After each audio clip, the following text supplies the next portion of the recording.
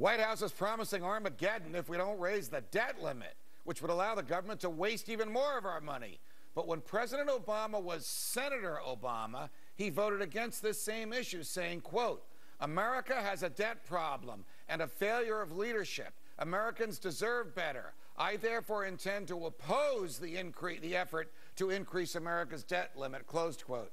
Here to discuss are my freedom fighters, Fox Business Network senior correspondent, and my good buddy just back from a week in Spain, Charlie Gasparino, radio talk show host Leslie Marshall, and talk show host Charles Goyette, author of the bestseller, The Dollar Meltdown.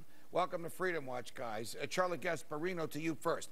What would happen in a month or two when we reach the debt ceiling if the Congress fails to authorize the Treasury to borrow more money, if it doesn't raise the debt ceiling?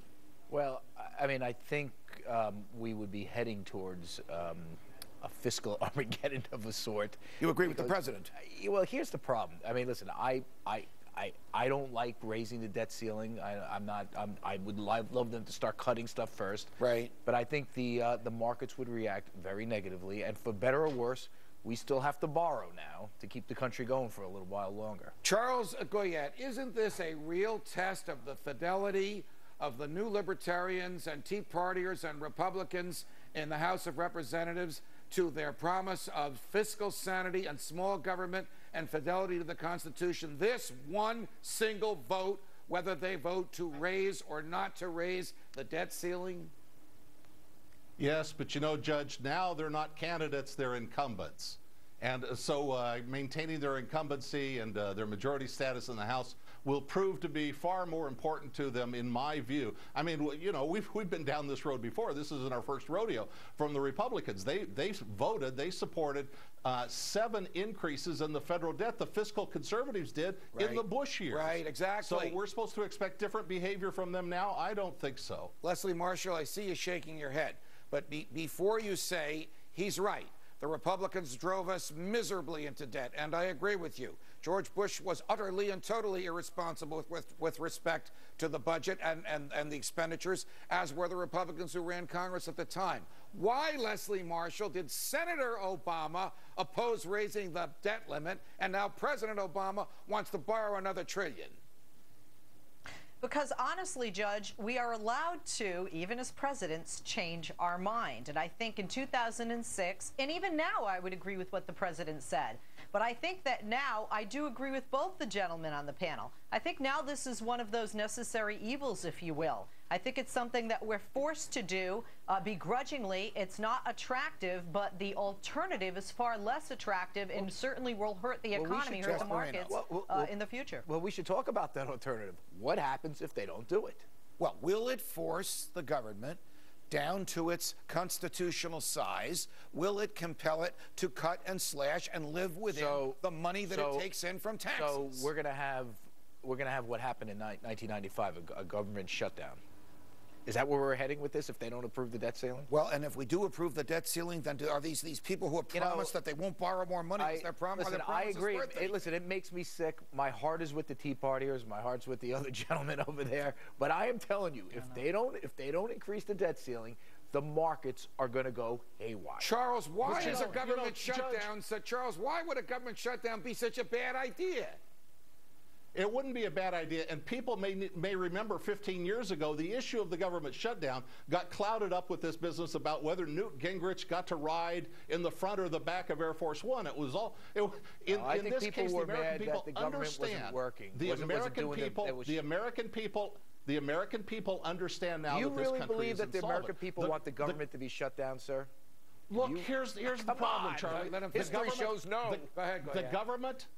The government either defaults now or it defaults over the course of 10 years. You are saying every time they means test Social Security, every time they refuse. Stay during the break. We'll continue this on the other side of the break. But Gasparino, you know my views on this. You want government debt is inherently bad. You want a default? I want a default. From the beginning of the country, the federal government has been in debt. But before the progressive era, hang on, The debt levels were reasonable. The government, like private companies, borrowed money to pay its expenses. It raised revenue through the sales of land and sales of services to cover its obligations. You know what happens when someone defaults? Since 1913, hang on, Charlie, with the advent of the Federal Reserve and the income tax, sit still, Charlie, and the nanny state government, the government mantra became spend now and pay later, long after the lawmakers who caused the spending were either out of office or dead.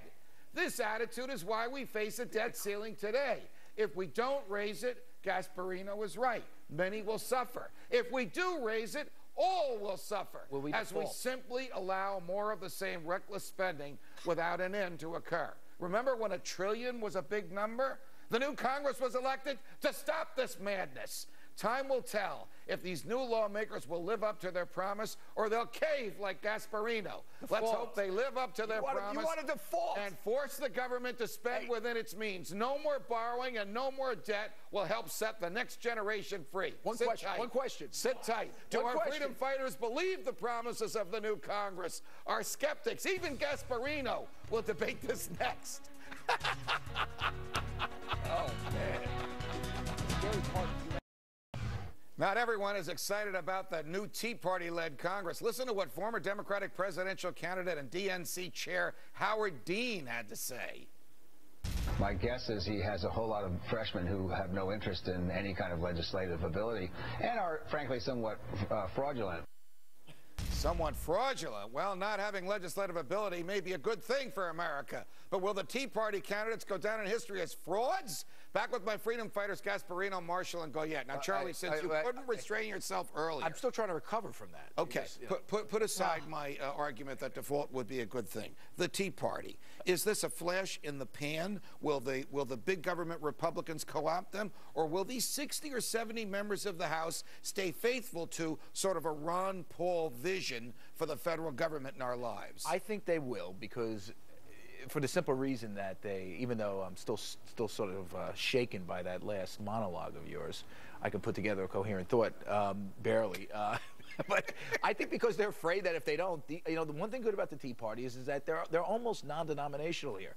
They will vote or not vote based on the Well, all right, Leslie, no, but do you really think that they will approve this Congress if they do a 180? Leslie Marshall out there in sunny Southern California, were you surprised to hear Howard Dean call them frauds? I mean, aren't a lot of these people true believers like Ron Paul, with whom you may disagree, but whose intellectual honesty you don't challenge? Or do you think they are frauds?